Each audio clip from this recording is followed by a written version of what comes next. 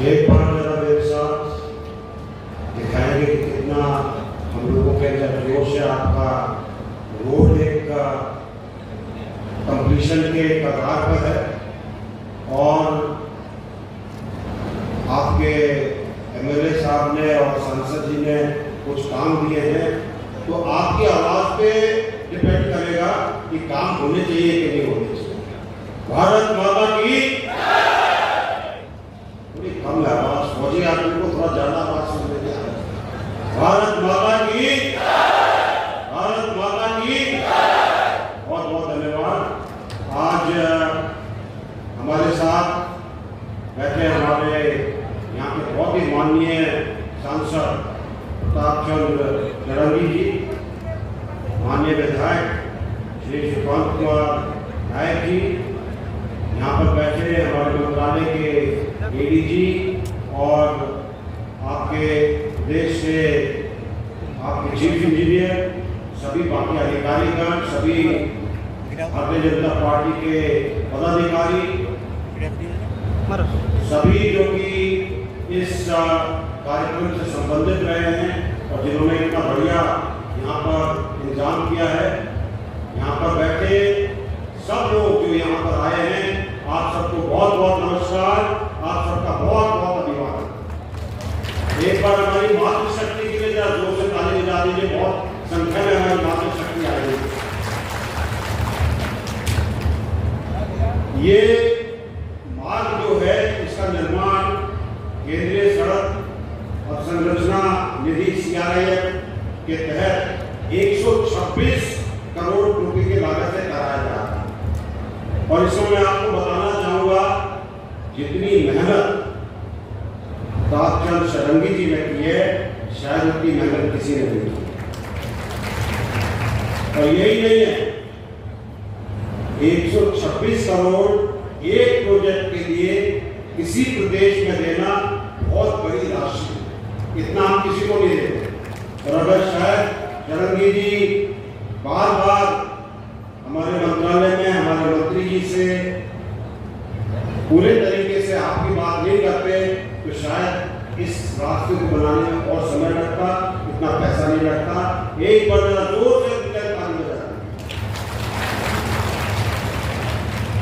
इतनी तारीफ कम बजाओगे तो आगे मार नहीं मिलेगा, इतना जोर से बजाओ।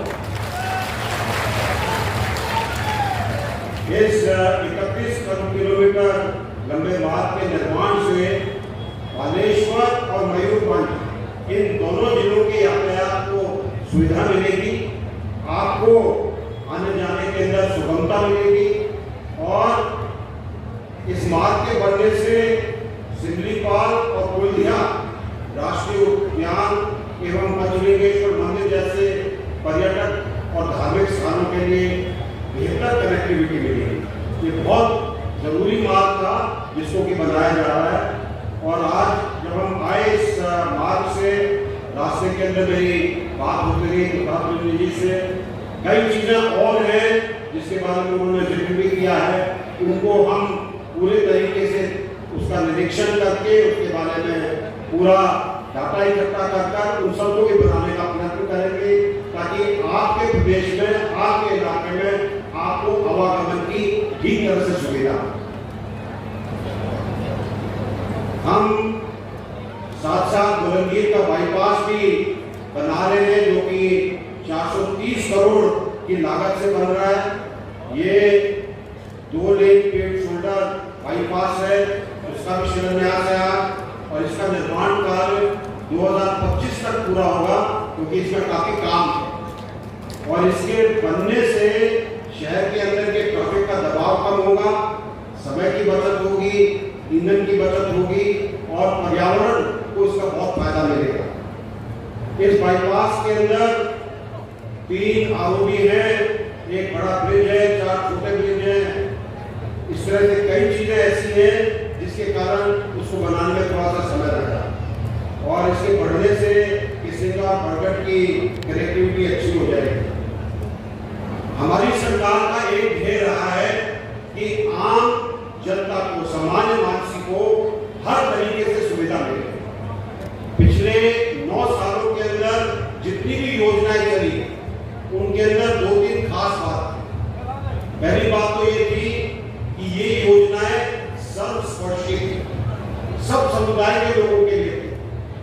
तबकों के लिए थी, सबको स्पर्श करने वाली योजनाएं थी, इनमें कोई भेदभाव नहीं था। अगर महिलाओं के सम्मान के लिए हर घर के अंदर इज्जत घर दिया गया तो वो सब महिलाओं के लिए था। अगर रोड और कनेक्टिविटी पर ध्यान दिया गया, चाहे वो रोड हो, चाहे रेलवे हो, चाहे वायुयान का मार्ग हो, हवाई अड्डे हो, ये सब इस तरीके से बनाए गए ताकि आम नागरिक को सुविधा मिले, आपको आसानी हो एक जगह से दूसरी जगह जाने में। और मानकर चलिए,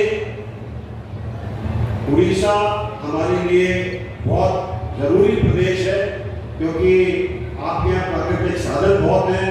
साथ साथ यहाँ से निकलकर चाहे आप आंध्र प्रदेश की तरफ जाना चाहें, चाहे आप बंगाल की तरफ जाना चाहें, सब मार्ग इधर से निकल कर जाते हैं। और इसलिए जरूरी है कि यहाँ पर रोड अच्छी बने। और आपको जानकर खुशी होगी कि पिछले 9 वर्षों में जितना रोड बनाने के अंदर सुधार हुआ है, ऐसा पहले कभी नहीं हुआ था। पहले तकरीबन 6 किलोमीटर रोड बनती थी दिन के हिसाब से, आज 38 से ज्यादा किलोमीटर रोड बनती है एक दिन में। ये एक बहुत बड़ी एक जंप।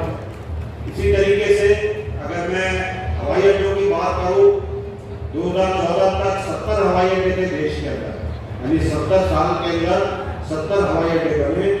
इन 9 साल के अंदर अब हवाई अड्डों की संख्या 148 है, यानी जितने 70 साल में बने उससे ज्यादा अब इन 9 साल के अंदर बढ़ गए। हर चीज के अंदर, चाहे नेशनल हाईवे हो, चाहे गांवों की सड़क हो, चाहे आपके यहाँ बंदरगाह बनाने का काम हो, हर जगह आपको दिखाई देगा कि आपके लिए काम हो रहा है। चाहे गरीबों की देखभाल, आपको जानकर खुशी होगी कि संयुक्त राष्ट्र की संस्था ने कहा है कि भारत के अंदर अब इन 9 सालों के अंदर गरीबी के अंदर कमी आई।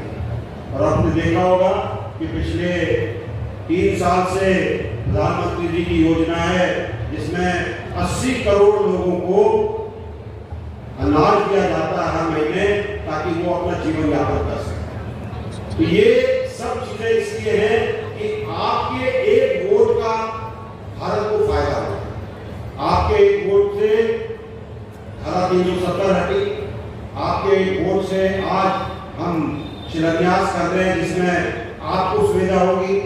आपके एक वोट से देश के अंदर इलेक्ट्रिफिकेशन रेलवे लाइन का तकरीबन 96% हो गया, जो पहले सिर्फ 40% था। आपके एक वोट से नए हवाई अड्डे बन रहे हैं, आपके एक वोट से गरीबों की देखभाल हो रही है, आपके एक वोट से किसानों की देखभाल हो रही है।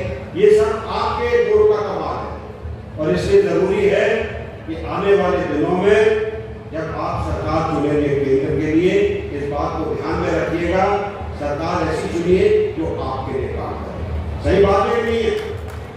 सही बात है, जो आपके लिए काम करे। और आज मेरा यहाँ पर आना हुआ, मुझे पता है कि रंगी जी ने आपको बताया कि क्योंकि गडकरी जी नहीं आ पाएंगे इसलिए मुझे आना है।